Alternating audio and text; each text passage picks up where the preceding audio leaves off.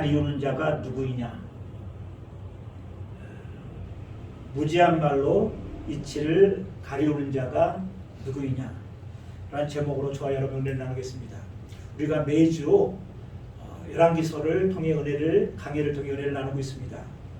다음 주에 계속 열왕기서를 이어가고, 오늘은 욥기 마지막 장 42장을 통해서 무지한 말로 이치를 가리운 자가 누구이냐, 이 제목처럼 우리에게 도전적인 말, 강력한 모험적인 말이 되시길 주님의 이름으로 축원합니다.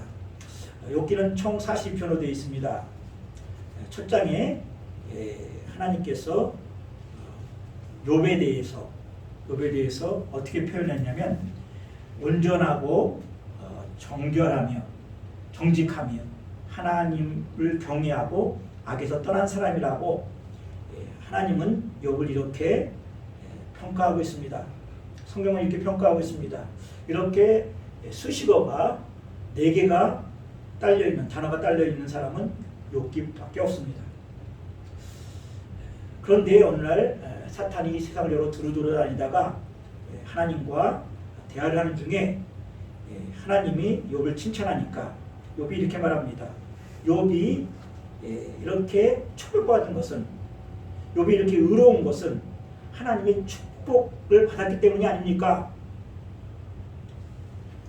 하나님께서 그렇다면 욥의 재산, 욥의 가정, 심지어 욥의 건강, 그래 한번 해봐라 하고 하나님께서 허락을 하십니다.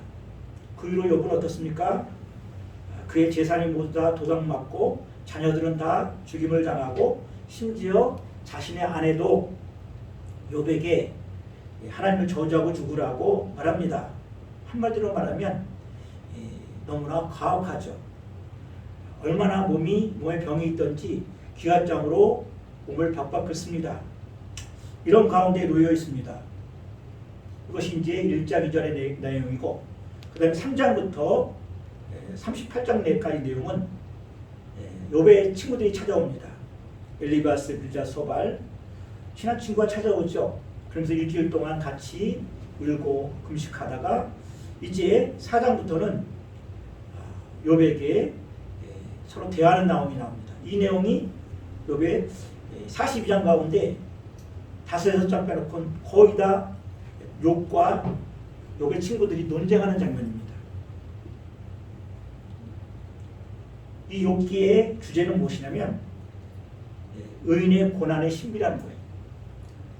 왜 이렇게 욥의 친구들하고 길게 논쟁을 합니까? 물론 뒤에 38장에서 42절에 하나님이 나타나시고 오늘 42장 결론이 나오는 내용이죠. 자, 오늘 이 본말씀을 통해서 우리 두 가지를 한번 살펴보겠습니다. 첫째는 번뇌케 하는 위로자 욥의 친구들입니다. 번뇌케 하는 위로자 욥의 친구들. 그리고 두 번째는 귀로만 듣기만 했는데 이제 주를 배웠나이다. 이 내용을 한번 구체적으로 오늘 우리 삶 속에 적용해서 은혜를 나누겠습니다. 첫 번째, 번뇌케 하는 위로자 욥의 친구들입니다. 이 친구들 참으로 좋은 친구들입니다. 욥이 고난을 당했을 때 찾아와서 일주일 동안 같이 앉아 울어주는 친구들, 그런 친구들이 어디 있습니까? 그런데 이 친구들과 같이 있으면서 이제 논쟁을 합니다. 어떤 논쟁입니까? 이 엘리바스, 빌닷, 소발의 욥하고 논쟁하는 이유는 무엇이냐면, 이렇게 큰 재난이라고 하죠. 그들 밑에는 우리는 그걸 고난이라고 하지만, 재난을 당한 이유는 반드시 욥에게 어떤 문제, 그것은 죄의 문제가 있어서 그런 것이다. 욥기 5장 27절에 보면 우리가 연구한 바가 이와 같으니, 우리가 연구한 바가 이와 같으니 누굽니까? 바로 욥과 친하다는 친구 엘리바스, 빌닷, 소발입니다. 멀리서 찾아온 친구들입니다. 누구보다도 욥을 잘 알고 있는 친구들이 우리가 연구한 것이 이와 같으니까 잘 들어보라. 그럼 깨닫게 된다는 거예요. 그러면 장장 32장부터 37장까지 내용 나는 그게 바로 자신들이 연구한 거예요. 근데 지금 제가 간단히 설명한 건 이런 거예요. 그러면서 그들이 어떻게 시작합니까? 내 자녀들이 죄로 죄를 지었으니 주께서 그들을 그 죄에서 죄에 버려 주었다. 이렇게 시작을 합니다. 고난은 세 가지 종류가 있습니다. 첫째는 존재적 고난입니다. 두 번째는 증거적 고난이고, 세 번째는 우리가 오늘 깊게 고찰해 볼 바로 연단적 고난, 의미 있는 고난이라는 겁니다. 존재적 고난은 무엇이냐면 욥기 5장 7절처럼 인생은 고난을 위해 났으니 마치 불티가 위로 나는 같도다. 불씨가 위로 나는 건 당연하죠. 우리는 고난을 위해 태어났다는 거예요. 존재적 고난은 무엇이냐면 인간의 운명입니다. 죄를 짓고 태어난 인간들이 죄 가운데 살면서 결국은 죄의 결과로 우리 육신의 몸이 죽게 되었다는 거예요. 존재적 고난. 여러분 보세요. 상품백화점에 백화점이 무너질 때, 세월호가 침몰했을 때 거기에 크리스찬도 있습니까? 없습니까? 크리스찬도 있어요. 그들이 무슨 죄가 있습니까? 그들이 아무 죄가 없어요. 죽을 만한 죄가 짓지 않았어요. 그건 무슨 말이냐면 존재적 고난인 거예요. 인간이 태어날 때 인간이기 때문에 이 죄 많은 세상에 운명 공동체죠. 우리는 인류와 하나님을 믿든 안 믿든 우리가 이 세상에 호흡을 하고 있을 동안 똑같아요. 이것이 존재적 고난이에요. 두 번째 뭐냐면 징벌적 고난이에요. 이것을 바로 새 친구들이 주장하고 있는 거예요. 네가 반드시 어떤 일을 하나님께 죄를 지었기 때문에 우리가 연구한 바로는 이어갔다. 그러니 너 들으면 네가 깨달을 것이다. 족장이었고 욥의 친구들이라면 상당한 식견 있는 사람들이에요. 그런 사람들이 뭐라고 얘기합니까? 너는 죄를 졌다는 거예요. 이 징벌적 고난이에요. 세상이 알고 있는 고난은 존재적 고난과 함께 징벌적 고난이에요. 죄를 졌기 때문입니다. 인과응보죠. 모든 것을 인과응보적 차원에서 판단하고 그리고 그대로 행합니다. 권선징악이에요.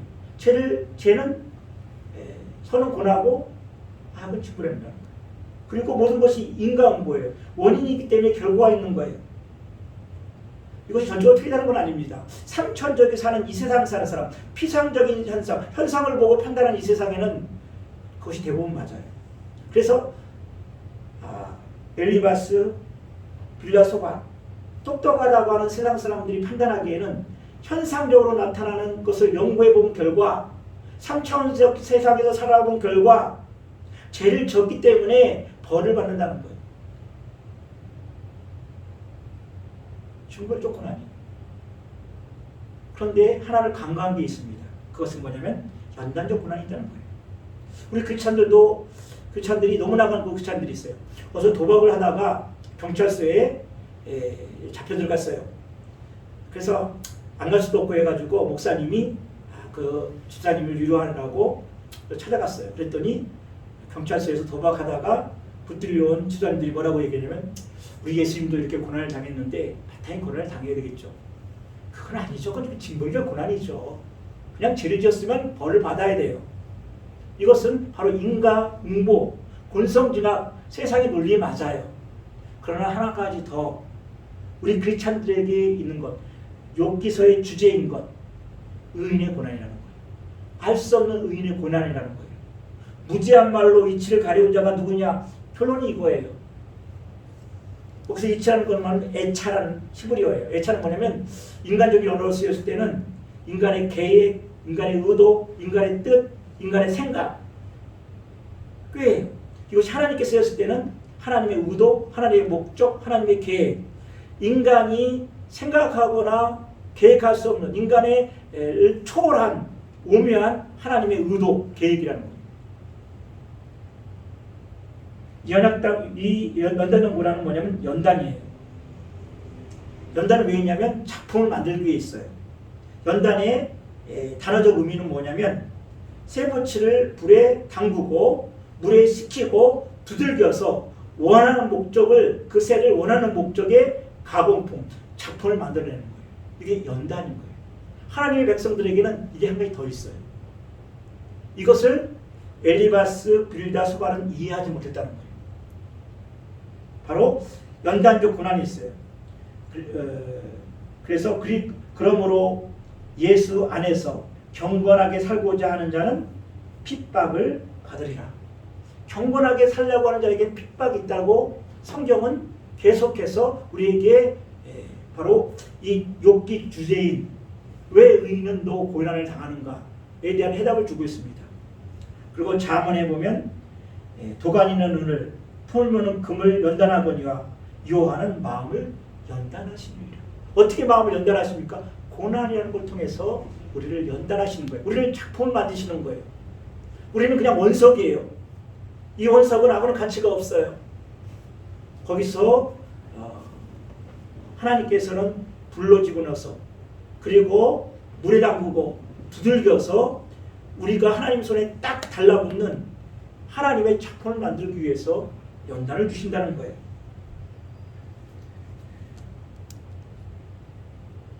우리가 알고 있는 고난, 연단 이런 것들을 우리가 분별할 줄 알아야 돼요. 이것이 존재적인 고난인가, 징벌적 고난인가, 연단적 고난인가. 간단합니다. 존재적 고난이면 그냥 우리가 하나님 안에서 이렇게 이 세상이 전부가 아니구나. 내가 죄도 안 짓고 그런데 왜 나에게는 이런 시련이 오는가? 알 수 없어요. 제가 며칠 전에 이 설교를 하게 되는 원인이 한중가 심하게 꿈을 꿨다가 아침에 참 괴로웠어요. 솔직히 해답을 주지 못해요. 전주에서 목회를 하는데 바로 우리 교회 맞은편 그 왼쪽 길이죠. 좀 넓죠. 이면도로라고 하죠. 거기에 참으로 신실한 목사님이 있습니다. 젊죠. 아이들이 초등학교 다니는 40대 초반도 안 되는 목사님이었을 것 같아요. 굉장히 책도 많이 읽어서 도서관에서 굉장히 많이 뵀어요. 그리고 매주 토요일이면 주일이면 사거리에 나와서 목사님과 사모님과 성도들이 전도도 하고 신실하신 목사님이세요. 그런데 오늘 새벽기도 나오시다가 체에 치여서 축사하셨어요. 그것을 보면서 하나님께서 왜 저분을 신실하신 분이세요. 지성도 있었고 영성도 있었어요. 하나님 나라에 대한 열정도 있었는데 저렇게 빨리 데려가시나. 그것도 신실한 사모님과 초등학교 2, 3학년 된 두 아들을 남겨놓고. 여기에 대한 해답을 내 나름대로 성경에서 찾아봤지만 오늘 해답이에요. 존재적 고난. 그냥 우리가 이 세상에서 안고 가야 할 고통인 거예요. 우리는 하나님의 신비를 다 알지 못해요. 신천지나 통일교 같은 것들이 왜 이단입니까? 우리가 알지 못하는 신비적 세계, 그냥 신비로 나타내고 그런 데서 뭐라고 말했습니까? 우리는 지금까지 거울을 맞대서 신비하게 보나 천국에 가면 얼굴과 얼굴을 맞대 알게 되리라. 그냥 천국에서 알게 될 신비는 그냥 신비로 남겨둬야 돼요. 무지한 말로 이치를 가리는 자가 누구냐? 욥이 한 말이에요. 욥은 어떤 사람입니까? 온전하고 정직하며 하나님을 경외하고 악에서 떠난 사람도 그 신비를 볼 수 없어요. 곧같아야 엘리바스, 빌닷, 소발은 죄를 지었기 때문이라고 하는 논리로 우리가 연구한 바로는 이와 같다. 그러니 들으면 네가 깨달을 것이다. 너희 자녀들이 죄로 말미암아 죄를 물고 그리고 그 자리에서 버림을 당했다 얘기하는 거예요. 신비한 건 신비한 대로 낚여. 그러면서 이 세상의 존재적인 고난 우리가 다 이해하지 못해도 하나님은 신실하시다. 하나님은 정직하시다. 물론 우리는 욥의 결론을 알고 있습니다. 해피엔딩이죠. 배로 축복을 받았습니다. 이랬으면 얼마나 좋겠습니다만 그렇지 않은 경우도 많이 있다는 거예요. 그럴 때 우리는 신앙을 잊지 않아야 돼요. 하나님, 우리는 다 알지 못합니다. 그러나 우리 하나님이 신실하시고 선하시고 온전하심을 압니다. 이것이 영안인 거예요. 두 번째, 귀로 듣기만 했는데 이제는 눈으로 배움나이다. 이게 오늘 주제입니다. 신앙은 실제, 이론이 아닙니다. 참으로 오랜 신앙생활을 하면서도 신앙생활 이론과 개념으로 하는 사람들이 있어요. 이론과 신앙은, 기독교는 이론이 아닙니다. 개념도 아니고 기독교는 실제예요. 신비면서도 실제예요. 이해하지 못한 것지만 그러나도 실제적인 것이 바로 기독교예요. 우리가 귀로 듣기만 했는데 하나님을 보았다는 것은 두 가지 의미가 있어요. 바로 하나님의 말씀과 사역 속에서 하나님의 본질을 알게 되었다는 것이 정석입니다. 또 한 가지는 뭐냐면 우리가 우리의 삶 속에서, 사건 속에서 그것을 간섭하시는 하나님의 손길, 하나님의 숨결을 느끼고 하나님의 손길을 이해하는 것, 그것이 하나님을 보았다는 거예요. 너무나 중요하기 때문에 한번 다시 반복합니다. 하나님의 말씀과 사역 속에서 그 본질을 알게 됐다는 것이 하나님을 보았다는 거예요. 제 정의로 말하자면 우리의 삶, 그 속에서 무슨 일어나는 사건 속에서, 그것이 불행한 사건이든 행복한 사건이든 우리가 이해하든 이해하지 못하든 그 속에서 하나님의 간섭하시는 하나님의 손길과 하나님의 숨결을 우리가 알게 됐고 깨닫는 것, 이것이 우리가 듣기만 했더니 보았다는 거예요. 예수께서 가이사랴 빌립보 지방에 이제 예수님의 그 사역의 절정에 왔습니다. 가이사랴 빌립보 지방을 기점으로 해서 예수님께서는 내가 장로들과 그리고 이방인들에 의해서 십자가에서 이제 죽을 것이다 라고 하는 것을 구절구절 얘기합니다. 왜 가이사랴 빌립보 지방이 그 절적인 변곡점이 됐습니까? 예수께서 제자들에게 묻습니다. 세상 사람들이 나를 누구라 하느냐? 그때 한 사람만 제자들이 말합니다. 세례 요한이라고 합니다. 세례 요한은 설교할 때 많은 사람들이 회개하고 돌아왔잖아요. 그래서 설교를 보니까 세례 요한 같아요. 그래서 세례 요한이라고 하더이다. 어떤 사람은 엘리야라고 하더라. 죽은 사람도 살리고 500의 기적도 일어나고 여러 가지 기적을 통하니까 엘리야가 다시 왔다. 엘리야다. 또 어떤 사람은 뭐냐면 에레미야다. 왜냐하면 우리 예수님은 기도도 열심히 하시고 그 동정하는 마음이 크기 때문에 에레미야다라고 이야기하고 선지자 중에 한 사람이라고 얘기합니다. 맞아요. 맞습니다. 예수님은 선지자요, 제사장이요, 왕의 역할을 상징적으로 갖고 있기 때문에 부분적으로 맞아요. 그러나 핵심은 아니죠. 그럴 때 베드로가 얘기합니다. 주는 그리스도시요 살아계신 하나님의 아들이시니다. 예수님이 너무 기뻐하시고 이걸 알려준 것은 너가 아니고 하늘에 계신 너의 하나님이다. 내가 음부의 권세가 너희 이름에 교회를 세우리니 음부의 권세가 이기지 못하리라고 엄청난 말씀을 해주십니다. 왜 그랬을까요? 잘 보세요. 우리 주 예수 그리스도는 인간의 몸을 가지고 이 땅에 오신 하나님이에요. 세상 사람들은 그래서 그 본질을 파악하지 못해요. 그가 예수 그리스도가 일으킨 기적, 표면적인 현상들만 보면서 에레미야다, 엘리야다, 세례 요한이라고 판단하고 있어요. 이것이 듣기만 한 거예요. 부분적으로 하는 거예요. 근데 베드로는 뭐라고 이야기합니까? 주는 그리스도시요 살아계신 하나님의 아들이다. 인간의 몸속에 있는 하나님의 본질, 예수 그리스도, 예수님께서 하나님이라는 것을 그 본질을 본 거예요. 바로 영안이 열린 거예요. 이게 영안인 거예요.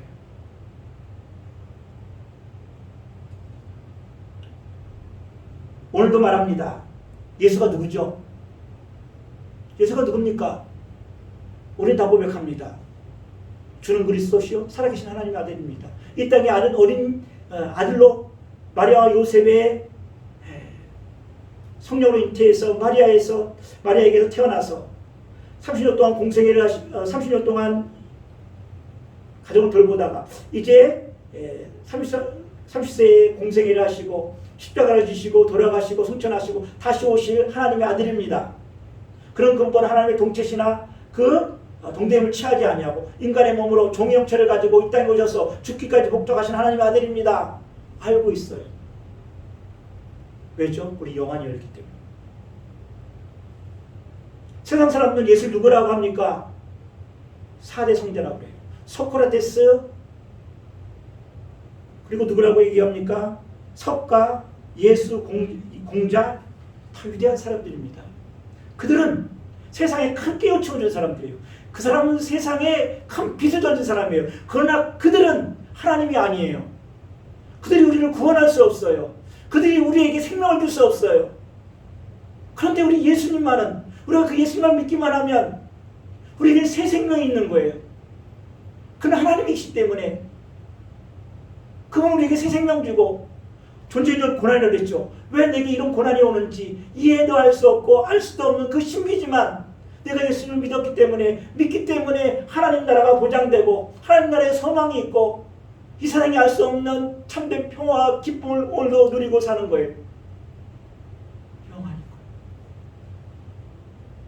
세상 사람들은 예수를 4대 성자라고 알고 있어요. 맞아요. 4대 성자 중에 하나예요. 그러나 그들은 피상적인 걸 보고 현상적인 걸 본 거예요. 예수가 누구냐? 이스라엘 백성들과 똑같아요. 세례 요한이다. 엘리사다. 에레미야다. 마음에도 간디가 있죠. 인도의 영웅이죠.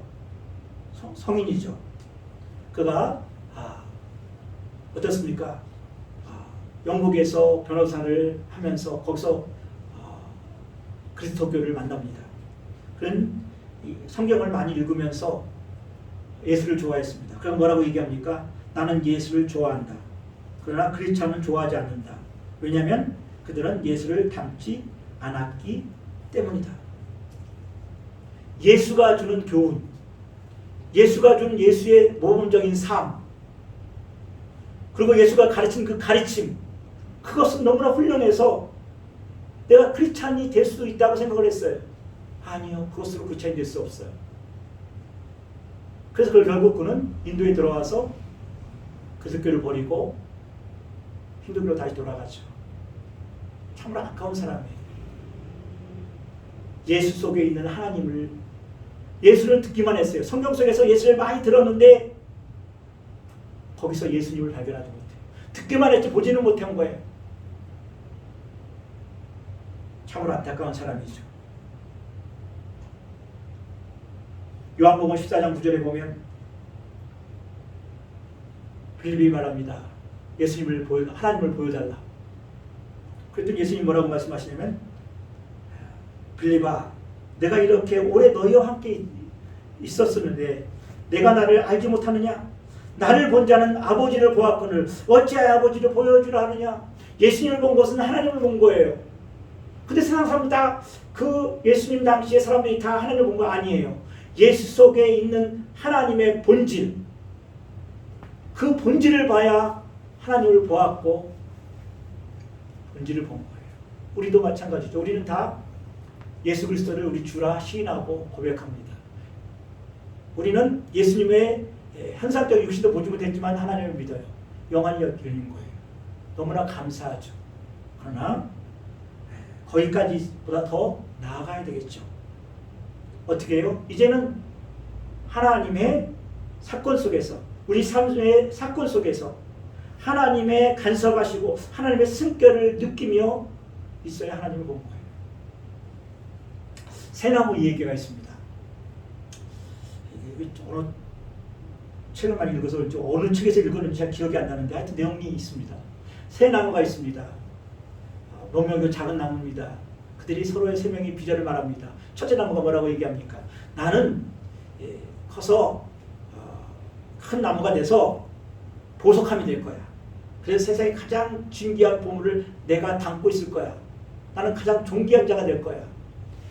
나무가 될 거야. 그 두 번째 나무 말합니다. 나는 큰 배에 그 배에 한 나무가 될 거야. 그래서 대서양을 건너고 태평양을 건너고 세상에 가장 멋있는 것들을 다 구경할 거야.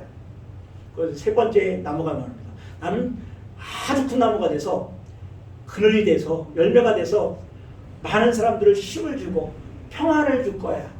나는 큰 나무가 될 거야. 그런데 어떻게 됐습니까? 한 나무, 첫 번째 나무는 보석암이 된 나무는 짐승의 밥통이 됐습니다.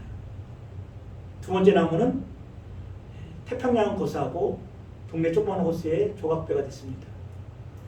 더 치명적인 건 세 번째 나무는 죄인들을 묶는 형틀이 됐어요. 세 나무가 다 낙심을 합니다. 그런데 어느 날 아주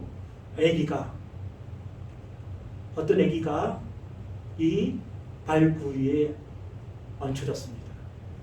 그런데 이 나무는 너무너무 영광스러운 겁니다. 아기 예수가 짐승의 통, 말구 위에 올려진 거예요. 이 나무는 세상에서 가장 고귀한 나무가 된 거예요. 두 번째 나무는 무엇입니까? 조그만 호수의 조각배로 끝날 것 같은데 어느 날 예수님께서 그 위에 올라오셔서 많은 사람들에게 생명의 말씀을 전합니다. 태평양을 건너고 대서양을 건너는 것보다 더 영광스러운 하나님이신 예수님이 자기 안에 오셔서 거기서 바다를 건너고 게르갈릴리 호수를 건너기도 하고 말씀을 전하기도 하십니다. 세 번째 나무는 무엇입니까? 죄인의 형틀이었던 이 나무는 예수 그리스도의 십자가가 됩니다. 그래서 예수님을 안고 있는 형틀이 됩니다. 새 나무 얘기입니다. 사람이 마음으로 자기 길을 계획할지라도 그 길을 계획하는 자는 여호와시니라. 내가 버리운 자같이 짐승의 밥통이 되었습니까? 냄새나는 밥통이 되었습니까? 그 길을 내가 계획을 세울지라도 그 길을 계획하는 자는 여호와시니라.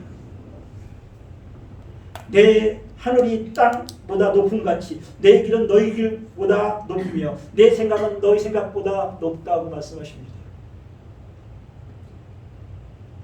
우리가 받는 연단과 고난이, 우리가 오늘 이 땅에 처한 심령이 새나무 이야기 같지 않습니까?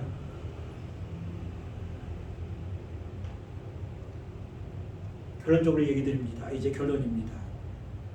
욥은 자신이 왜 무지한 말로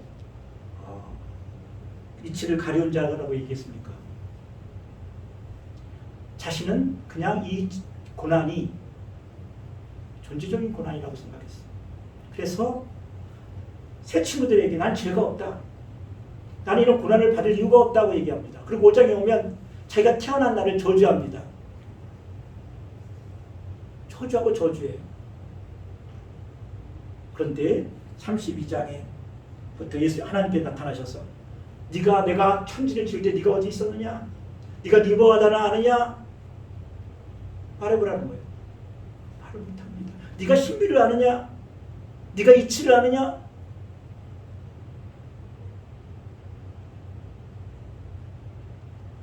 우리가 욥은 위로받기를 원했어요.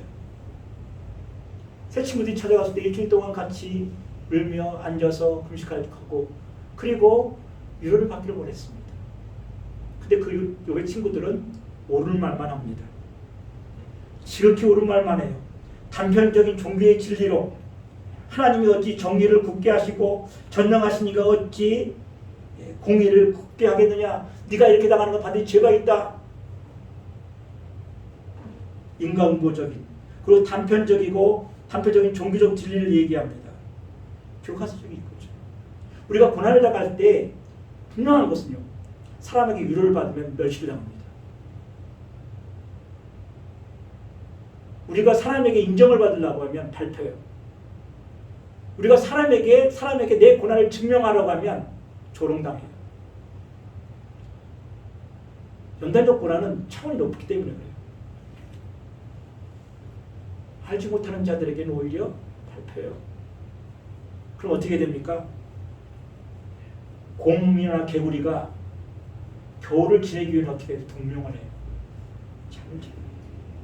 아무것도 안 해요. 그동안에 숨만 쉬고 있어요. 왜냐하면 활동하면 에너지가 방출되니까, 춥고 에너지가 발생되니까 에너지를 최소화하기 위해서 몸도 에너지를 방출하지 않기 위해서 잠을 자는 거예요. 동굴 속에서. 언제 해결됩니까? 시간이 지나면 해결돼요. 시간이 지나면 다 해결돼요.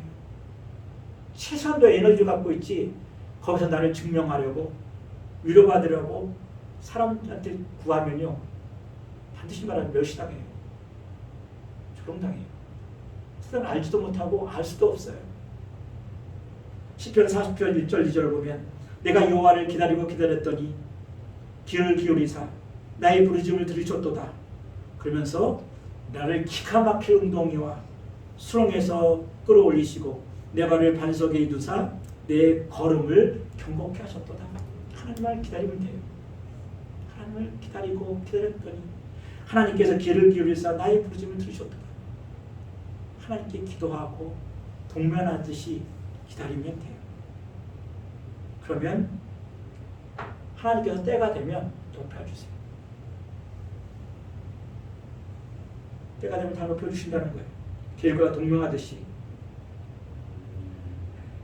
세상 사람들은 또한 하나님을 보지 못한 사람들, 하나님을 삶 속에서 사건을 통해서 체험하고 체증하고 실증하지 못하는 사람들은 이 차원을 모르기 때문에 교과서적인 답말을 해줘요. 어서 들었던 것 그것을 말해줘요. 그렇기 때문에 오히려 비수가 되고 꽂히는 거예요. 그들이 알고 있는 정답, 해답은 해답이 아니에요. 제발 차원이 낮은 사람들하고 신앙을 논하지 마세요. 제가 정말 얘기했죠. 눈물과 함께 빵을 먹어보지 못한 사람은 그 인생을 논하지 말라. 이거 인생론이 아니라 괴테 시에 나온 내용이라고 그랬죠. 뭐라고 말합니까? 눈물과 함께 빵을 먹어보지 못한 사람들은 알지 못할 것이다. 하루의 능력을. 그것은 신정론, 종교론이에요.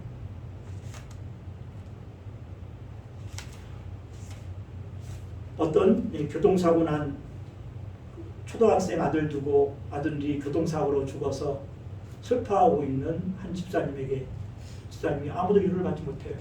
그런데 한 권사님이 와서 그 집사님을 딱 안아줬더니 집사님이 위로를 받고 펑펑 울면서 위로를 받아요. 왜 위로를 받습니까? 이 권사님도 몇 해 전에 자신의 하나밖에 없는 아들을 병으로 죽었기 때문에 서로 이 권사님이 아무 말도 안 해요. 우리 집사님도 아무 말도 안 하지만 서로 껴안고 우는 거예요. 왜죠? 눈물과 함께 빵을 먹어보지 않은 사람하고 인생을 논하지 말라. 하루의 능력을 놓지 말라. 우리 예수님 보세요. 어떤 예수님이 히브리서 4장 15절 보면 우리에게 있는 대리자는 우리의 연약함을 채울하지 아니한 자가 아니요 모든 일이 우리와 함께 우리 한결같으시나 시험을 받은 자도 돼 죄는 없으시다. 우리와 같이 우리를 채울하지 우리를 동정하지 못할 뿐이 아니다. 그분은 우리와 같이 모든 시험을 다 당했대요. 죄는 없으시죠. 모든 시험을 다 당했대요. 그래서 우리를 채울할 수 있는 거예요. 우리가 받은 고난, 억울함 이걸 하나님 앞에 누구한테 내놓습니까? 예수님 앞에 내놓아야 돼요. 하나님 당신은 모르시잖아요. 그 말 하지 못한다는 거예요. 그분은 우리를 같이 시험을 당하신 분이에요. 우리의 체험을 아시는 분이에요. 육체를 가지고 이 땅에 오신 분이에요. 그래서 하나님 앞에만 기도하는 거예요. 당장 어떤 해답이 없다고 생각할지 모르지만 최고의 답이에요. 유일한 길이에요. 사랑하는 성도 여러분, 혹 존재론적 고난을 당하시고 있습니까? 아직도 우리가 하나님께서 우리에게 약속한 성취가 이루어지지 않고 기다리고 있습니까? 욥보다 더 어렵겠습니까? 우리 하나님은 반드시 우리에게 응답하시되 우리가 알지 못하는 신비한 것들, 응답하시고 신비한 것들을 보여주실 것입니다. 기도합시다. 하나님 감사합니다.